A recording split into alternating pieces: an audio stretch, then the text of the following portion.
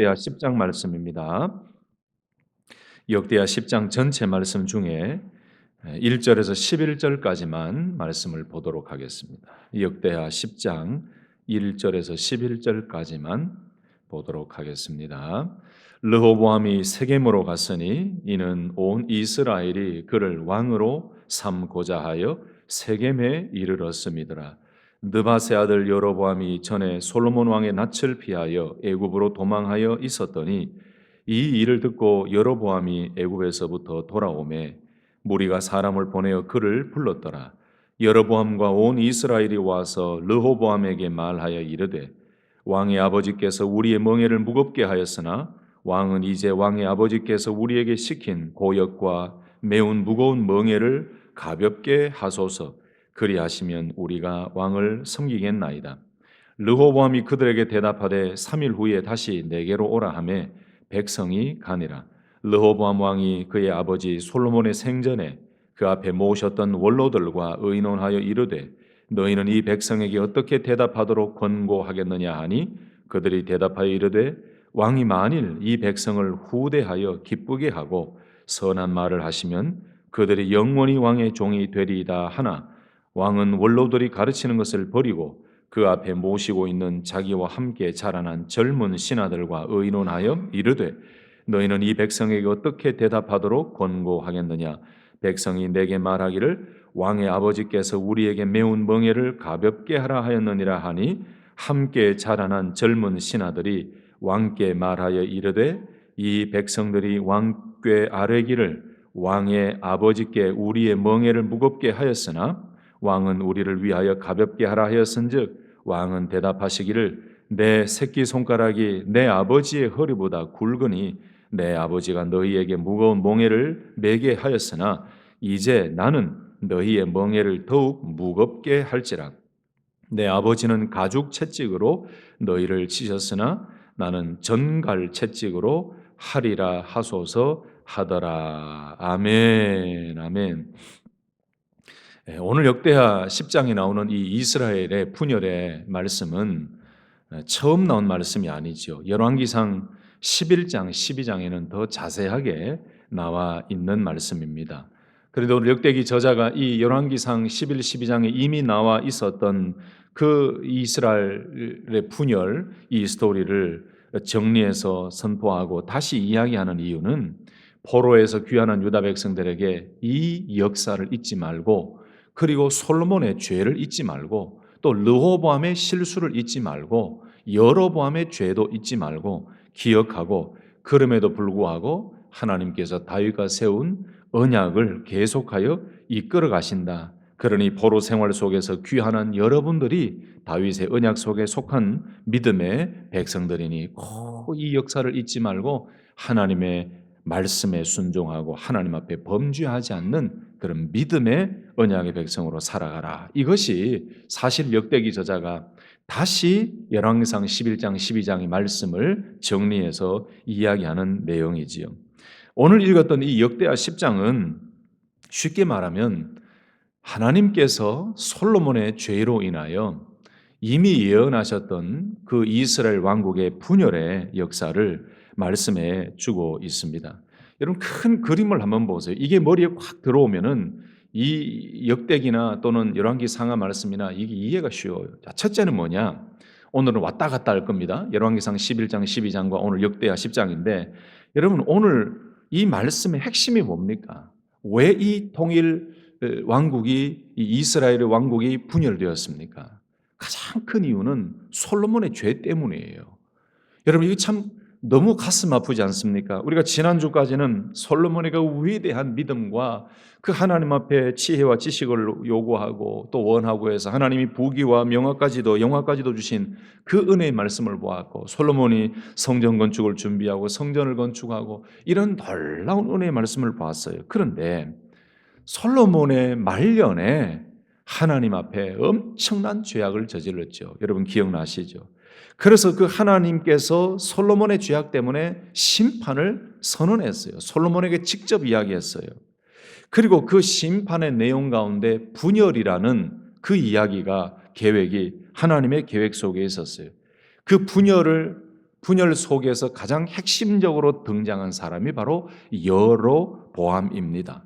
근데 그 여로보암인데 그 이전에 솔로몬에게 하나님께서 놀라운 심판을 이야기하고 분열을 예고하셨을 때에 하나님께서는 은혜를 베푸셔서 네 때는 아니고 내 자손 때에, 네 아들 때에, 다음 때에 하나님께서 심판하시겠다고 말씀하셨는데 바로 9장에 솔로몬이 죽고 난 이후에 누가 아들이 됐습니까? 르호보암이 아들이 되었죠. 르호보암이 왕이 되고 난 이후에 이제 하나님이 예언하셨던 그 이스라엘의 분열이 이루어지기 시작합니다. 결국은 솔로몬의 죄악 때문에 이스라엘의 분열이 일어나고 또 이 북이스라엘 남유다가 하나님의 말씀 앞에 순종하지 못하고 계속하여 우상을 숭배하고 하나님의 경고를 무시했을 때에 이스라엘은 아수르에 멸망되어지고 또 남유다는 바벨론에 의해 멸망되어지고 그리고 포로로 끌려갔다가 70년 동안 그렇게 고통스럽게 살다가 다시 돌아온 백성들이 우리 역대기 말씀을 듣는 1차 수신자지요. 그러니 이 모든 분열 왕국부터 시작해서 계속하여 이루어지는 이 힘들고 어렵고 고통스러운 모든 과정은 결국은 솔로몬의 죄 때문에 나타난 거예요. 이걸 다 큰 그림을 가지고 있으면은 하나님의 말씀을 볼 때마다 이해가 되지요. 여러분 솔로몬의 죄가 어떤 죄였습니까? 열왕기상 11장에 보면은 이방 여인을 사랑했어요. 하나님께서 경고하고 그러지 마라 라고 했음에도 불구하고 솔로몬은 바로의 딸을 포함해서 정말 많은 이방 여인을 사랑하고 후궁을 크게 늘렸습니다. 그런데 이 이방 여인을 사랑하여 그렇게 결혼하고 많은 아내를 두고 나니까 율법 하나님의 말씀에 대해서 불순종하게 돼요. 왜 그러냐면은 아내들이 된 그 사람들이 모압 출신, 암몬 출신, 에돔 출신, 시돈 출신, 헷 출신이기 때문에 우상을 섬기던 그 여인들이 아내가 되었으니까 이 그의 여인들이 자꾸 솔로몬 왕의 마음을 우상 숭배의 마음으로 자꾸 했어요. 그게 어디 나오냐면 열왕기상 11장 4절에 나왔잖아요. 솔로몬의 나이가 많을 때에 그의 여인들이 그의 마음을 돌려 다른 신들을 따르게 하였으므로 왕의 마음이 그의 아버지 다윗의 마음과 같지 아니하여 그의 하나님 여호와 앞에 온전하지 못하였으니. 이 말씀을 준비하는데 신약 성경에도 나오고 하지만 참 믿지 않는 자들과 멍해를 같이 하지 말라는 그 말씀의 의미가 뭔지 살다 보면 더 깊이 느껴지지요. 여러분 배우자도 잘 만나야 됩니다. 믿음의 사람을 만나야 아이고 아버지 어머니 우리 얼마나 사랑하는데 내가 아내한테 이제 아내들 사람한테 교회 가자 신앙생활 하자 그러면 내 말 잘 듣습니다. 걱정하지 마세요. 여러분 그게 쉽지 않습니다. 그러니 배우자를 믿음의 사람을 만나도록 하는 게 이게 참 중요해요. 솔로몬이 나이가 들어서 죄악을 범하게 돼요. 이방 여인을 사랑하게 돼요. 그 마음이 우상 숭배로 넘어가 버렸습니다. 하나님께서 2번이나 나타나셔서 경고하심에도 불구하고 불순종했어요. 그러니 그 결과가 하나님의 진노가 나타나고 대적자들이 나타났죠. 에돔 사람 하닷이 대적했고 르손이 대적했고 그리고 가장 중요한 인물인 오늘 본문에도 나오는 여로보암이 솔로몬을 대적해요. 결국 솔로몬이 죽고 난 이후에 아들 르호보암이 왕이 되고 난 이후에 그 다음에 여로보암이 솔로몬이 죽이려고 해서 애굽으로 도망을 갔다가 르호보암이 왕이 되었다라는 소식을 듣고 오늘 말씀에도 나오지만 다시 돌아오지요. 다시 돌아와서 했던 이야기가 뭡니까? 이스라엘 사람들과 함께 모여가지고 당신의 아버지는 성전을 건축할 때 너무너무 힘들게 했다. 너무너무 고된 노동 너무너무 힘들게 했는데 우리에게 지은 멍해가 너무 무거웠다. 근데 조금 멍해를 가볍게 해주십시오. 그러면 우리가 잘 섬기겠습니다. 이렇게 얘기했는데 오늘 말씀에도 나왔잖아요. 반복해서 나왔는데 이 르호보암 왕은 아버지 솔로몬과 함께 있었던 원로들의 이야기를 듣는 것보다 자기와 같이 자랐던 친구들, 젊은 자들의 이야기를 듣고 더 강경책으로 그들을 더 전갈로 채찍으로 하겠다라고 하면서 그 하나님이 주신 기회를 놓쳐버렸어요.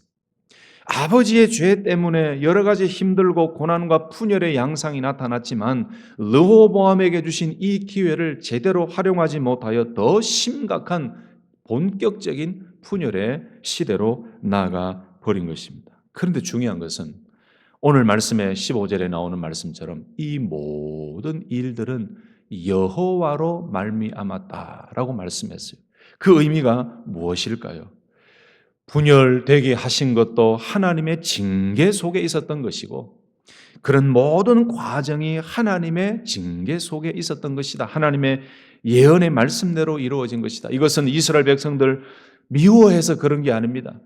하나님 앞에 죄를 범했던 솔로몬의 죄로 인하여 하나님의 진노였고, 이런 진노의 과정과 분열 왕국과 그 다음에 아수르와 바벨론과 이 포로 생활을 통해서 다시금 하나님만 바라보도록 하게 하시는 하나님의 계획이 이 속에 다 들어가 있었던 거예요.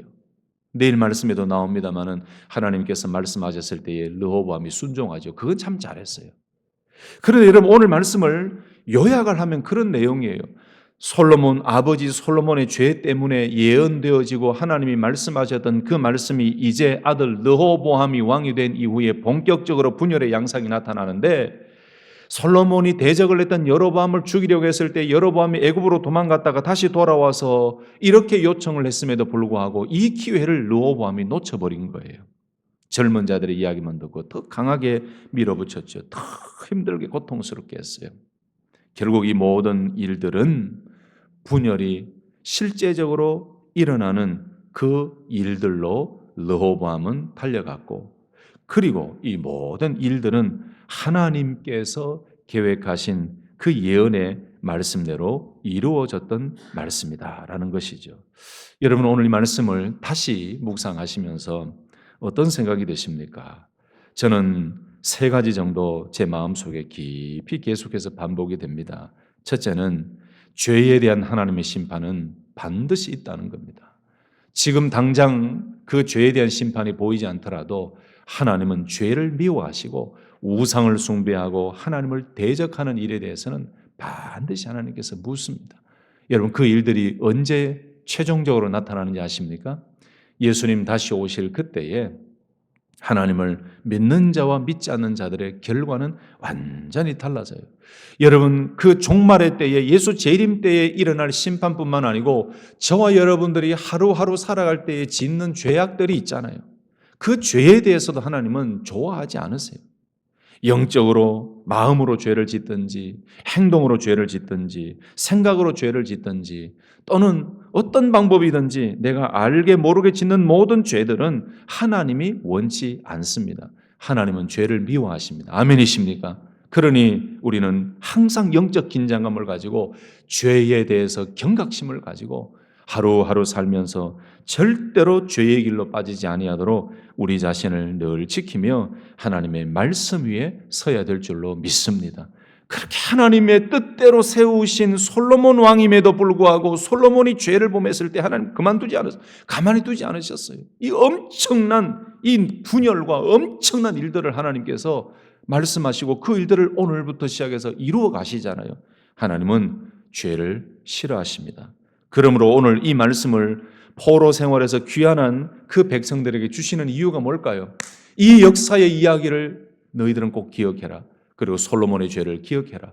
그것 때문에 너희들이 이렇게 고통당하다가 다시 돌아왔다. 잊지 말고 하나님 앞에 거룩한 언약 백성으로 살아라 이거지요. 근데 두 번째로 오늘 말씀을 묵상하는데 이 의미, 이 생각이 듭니다. 그럼에도 불구하고 하나님은 언약에 신실하신 분이시다. 왜 그럴까요? 하나님께서는 다윗과 세우신 그 언약을 계속해서 이루어 가셨어요. 여러 가지 분열과 여러 가지 포로 생활과 여러 가지 억압과 힘든 그 역사 속에서도 항상 하나님은 다윗과 세우신 다윗의 자손, 다윗의 왕국, 그 유다 백성들을 이끌어 가시는 그 은혜의 말씀. 이 포로로 생활하다가 돌아온 이 백성들도 그런 다윗의 언약 속에 포함된 그 언약의 백성이었죠. 그래서 이 말씀을 통해서 여러분들이 바로 언약 백성이니 이 말씀을 꼭 기억하여 하나님의 언약에 신실한 종들로 살아가라라는 의미가 이 역대기 말씀에 있는 것입니다. 마지막으로 저는 이런 것을 깨닫습니다. 모든 과정이 하나님의 섭리 속에 있다.